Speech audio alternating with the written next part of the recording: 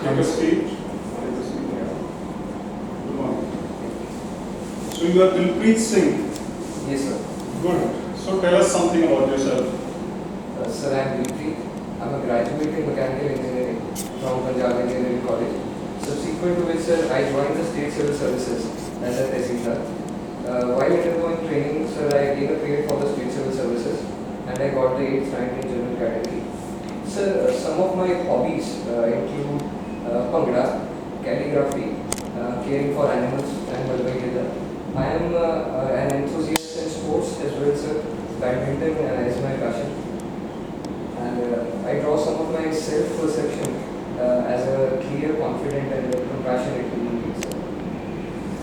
Very well introduced. I'll ask a few questions, then over to Pranam Chima, then Dr. Rana, then one more round after that. Okay. So tell me firstly, you are an all-rounder. Why is it important to be multi-dimensional? For anybody, why is it important to be multi-dimensional? Sir, I believe there are internal and external reasons for the same. Being multidimensional, it helps you to unleash your full potential. So it is a good experience from the inside. While being multidimensional, you can also contribute to the society as well, the dimensions in which you work. So it has both the advantage of being internally and externally sound. So one should be multidimensional. Okay, in the civil services, what are 3 qualities that you possess which are suited to the civil services? 3 qualities. Sir, I am a meticulous planner. I try to micro-plan things. So I think this will help me in managing the day-to-day activities while assuming the office. Sir, second, I have a genuine compassion towards the society and towards its beings, be it humans or the animals as well. So third will be discipline. So I am a guy who will follow the schedule. So these qualities should help me in civil services. Yeah, they are good qualities, but in the first one, meticulous detail, sometimes we might go too deep into detail and forget the bigger picture as a leader or the administrator. So one cannot afford to be a mole which goes deep into the ground. One sometimes has to be a fox. What do you say? Sir, I completely agree with you. And this strength of mine, it also is a weakness to some extent. That sometimes if things don't go as I plan, I feel uncomfortable and I'm working upon it, sir. Okay, but you didn't answer my question. Which is important, being a mole or being a fox? Sir, I think you should be a fox who is very fidgety and who is multidimensional, as we earlier pointed out.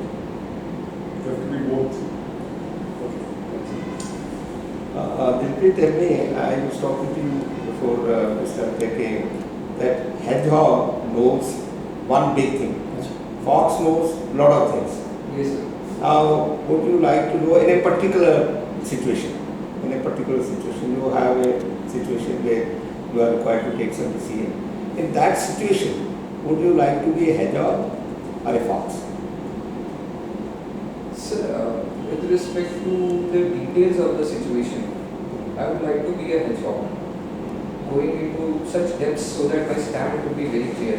But while keeping in mind the stakeholders that are involved, the impacts my decision could have, I would like to be a fox while analyzing that situation. So, as sir pointed out, why not be a combination of both? Okay. How does one come to know about one's latent talent? That they, and when did you realize that you have some talent in you? What talent did you think of? Sir, I think we have to reflect on the inside to find our latent talent. Life throws little hints to you, and either we as a mature being, we catch those hints or we let them go. What age? The earlier you do, the better it is. But what age did you realize that you have this talent? Sir, I was the sports captain in class 9th of my school. Our school was not doing particularly well in sports. There in Jalandhar? Yes, sir. So my sports teacher, he encouraged me to get the team and play an inter-district tournament, which we subsequently won. And the kind of management that they saw in me, they encouraged me, the principal ma'am also encouraged me that you should either go into a managerial job or an administrative job because you have got the knack for it. So that is when I tried to seriously pursue. All right. Tell me, what is the name of hero of Galwan Valley? The entire nation knows about him. Hero of Galwan Valley. What is his name? What was his name? Sir, I'll have to read about it. All right. Afghanistan. What was Russia's role in Afghanistan and when was it? And why is Afghanistan, still going through this kind of thing? Who is responsible for it? Who are Taliban? When was Taliban made? Sir, What is the meaning of Taliban word? What does it mean, Taliban? Sir, I'll have to. Taliban means student. Pashto, Taliban is student. And since it was established by a student of madrasa, so the name Taliban continues. But what was Russia's role in that? And please tell me, what are the 5 countries which are around Afghanistan? And what will be the impact on that? And if you want to say what will be the impact on India, tell me that. Sir, Russia, it was a communist state back then when it had. No, we are not talking about Russia. Russia's role in Afghanistan. What did they do? So Russia wanted to win over Afghanistan because it was a part of the heartland. So it had also stationed its troops and provided support to carry on legitimate activities and to support the government. While on the other hand, there were forces proxy to that, like Pakistan. It created Taliban and the US support. Taliban group. And sir, the countries, there are Central Asian countries which are surrounding Afghanistan, Turkmenistan, Uzbekistan, Tajikistan. And sir, we have the border with Afghanistan as well. Pakistan is having a border. China is having a border with Afghanistan as well. And sir, the impact that the current scenario will be having upon our country depends upon the kind of diplomacy we pursue. If we try to diplomatically engage the Afghan government as well as the Taliban onto our side, then sir, things can go on smoothly. But on the other hand, we have the risk of opening a three-front war as well. The risk of economically infiltrating our borders through the drugs. Should India recognize Taliban government? Tomorrow school, Taliban now they are 40-50 kilometers away from Kabul. They will be there in a couple of days. Should India recognize Taliban government? So, based upon the historical precedents, like when Russia withdrew, the civil Taliban regrouped into a good amount of strength. So, Taliban is the future government in Afghanistan. It is already occupying at least 85% of the area. So It is a government by gun. We are a democracy. We have different kind of you cannot be the only country which recognizes.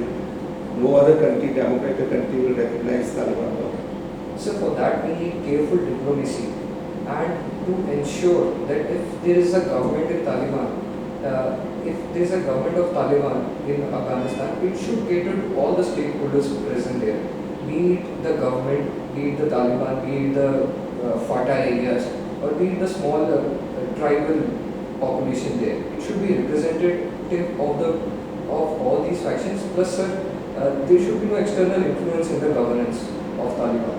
Okay, who is the president of Afghanistan today? What is the name of president of Afghanistan? So the last time I heard it was Mohammad Ashraf Ghani. No. It was Karzai, now somebody else. So I stand corrected. You have followed badminton as well. Can you give the total medals won by India in sport of badminton till date? Sir, it is heartening to see that Miss PV Sindhu, she won the bronze medal in badminton. That's the only medal in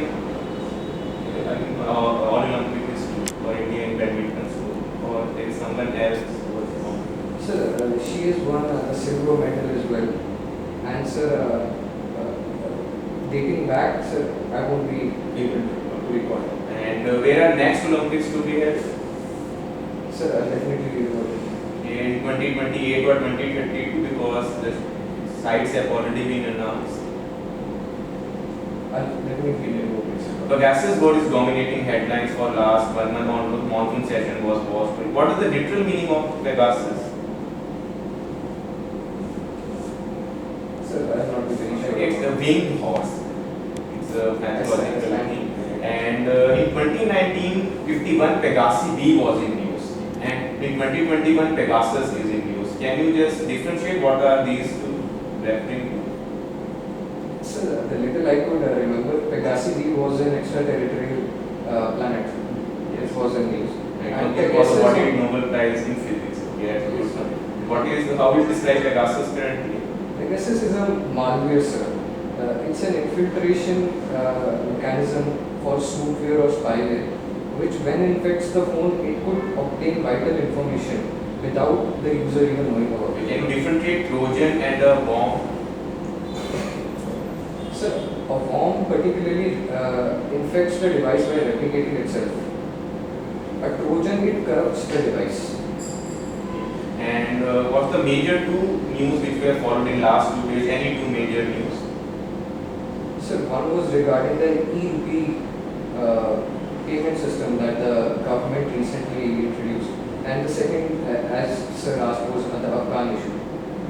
So in the first theme, can you give any one major advantage and one probable criticism or disadvantage?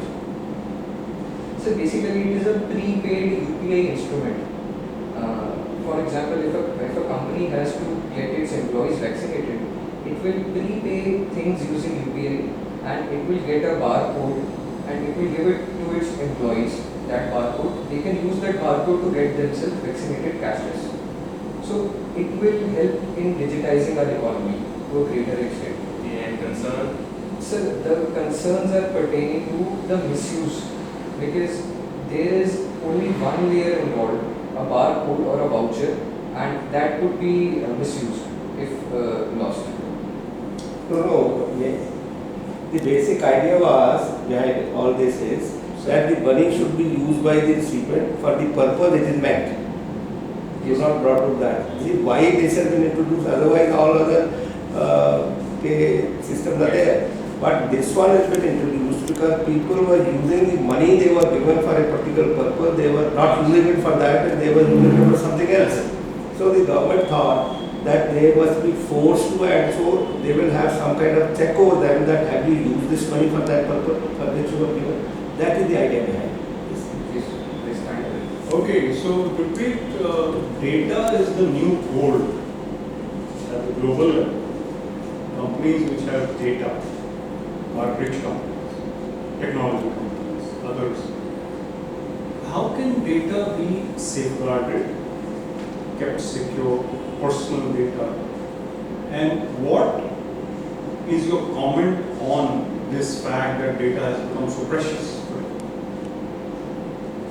Sir, we are heading towards surveillance capitalism, where data is mined, data is commercially used, and data is sold for profits. So we need to conserve data not only to ensure our own privacy, but so that we are not at a disadvantage economically as well. And sir, to ensure data privacy, sir, first of all, we need data localization, so that our sovereign data, or the sovereign data of our citizens, should be stored upon servers which are located in the country, so that we can at least have a jurisdiction over them. Sir, the next should be, there should be an oversight mechanism. Like sir, recently there have been calls for traceability of data. So there should be oversight mechanism wherein data can be controlled. Sir, apart from that, there should be an independent body, data regulation authority on that lines, like we have a telecom regulation authority of India. And why not, if data is the new gold in the future, sir, let's create an organization that caters not only to the privacy aspect of the data, but towards big data using big data in governance as well. Okay. Social media, the dilemma. There's a film called The Social Dilemma also, which talks about how advertisers and big data companies are using our personal preferences online, commercialize their interests. What is your comment on this and what should society do? Sir, as neo-Marxists, they point out that we live in a world of created realities. Hyper-realities, they govern us. And these hyper-realities, they are being created by the capitalists in order to serve their purpose of people consuming more. Sir, I think it should be the preference of the user, whether he wants to share that personal data to be used as an advertisement onto various pages.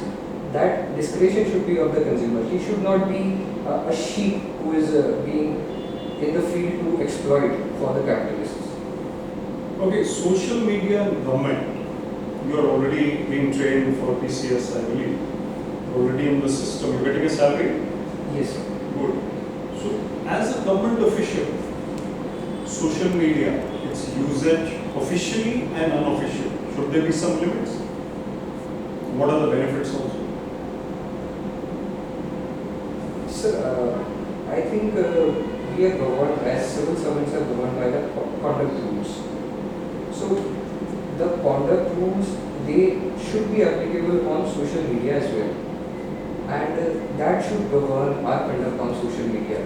Regarding the duration one is on social media, if a civil servant is using social media for a constructive purpose, then I think there should be no time limits, as in the case of oxygen supplies being shared by the civil servants upon the social media. Okay. Suppose you grow, you are an IS officer and you become secretary, you are there in Krishi Bhavan. You are posted in Krishi Bhavan. Now, this farmer's situation, you know what is happening there. What would be your advice to the minister? What kind of draft you will prepare for the minister to go through to solve this problem? Sir, regarding the farmer protest and me being the secretary, I would like to tender an advice that we should continue negotiations. And sir, if there is a stalemate, I would like to introduce fresh bills based upon the same logic, but taking the farmers and other lobbies on board, so that the trust deficit, which is being channelized into fear for the farmers, that can be abridged. This is the advice. At one level, negotiations are, and the second level, fresh bills with the same logic. In negotiation also, it is clash of egos which plays a very, see, arguments are basically because of clash of egos and not because of the issues. Issues are there, of course, and people know what are the issues. But perhaps it is a clash of egos that the government doesn't want to climb down, come down. What would you say? I mean, there have been negotiations already going on. Now there is a stalemate. So we as civil servants or politicians, we govern for the people. So if the farm laws, if the farmers themselves are not agreeing to the laws, then I think it is sagacious on the part of the government to introduce fresh bills. So Don't say that for I will say, don't say that kind of thing. But you see, logically, yes. Anyway, forget it. I mean, you have to be smart enough. If there is a question on this, you have to smartly, steer your way through this rather than coming directly. Now, one take in NEP 2020, it is a big revolutionary change. The government is advocating and projecting it as a revolutionary change in the education system. One major thing, how it will change the education system.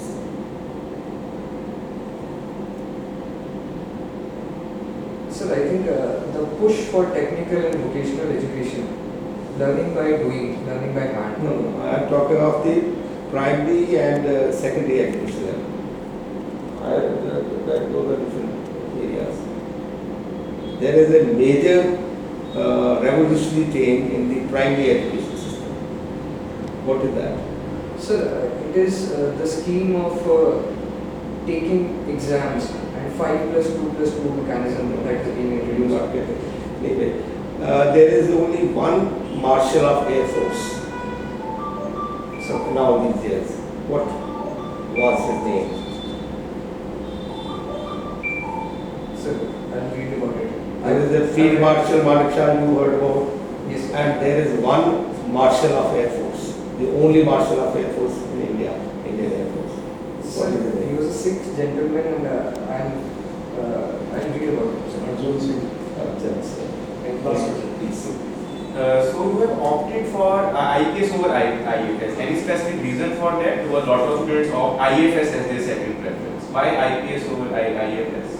Sir, I wanted to serve in the country, but sir, if given the choice of being an IFS officer, I'll be happy to opt for that also. And you're already serving Punjab, so don't you feel that now you have claimed the exam, it's better to serve your home state rather than post it, say, in some northeastern state? So would you still go ahead if we say you get selected and you're posted at northeast, or you stay back in Punjab, your home? Sir, I'll definitely join the central services if given a chance. Many of my colleagues are serving also, and it's all about the diversity the job throws at you and the satisfaction you derive. The reason, sir, is immaterial in that scenario. And why we should select you? Any one trait which makes you different from the thousands we are interviewing? Any one thing which you feel makes will stand out from rest of others? Sir, I might not know about the thousand what quality they are wearing. They might be very good in their own beliefs. But sir, I am someone who lives by the book, who be seriously sincere. My sincerity should be the reason if I get selected. Good luck with have a Thank you. Let us give you feedback right away. Until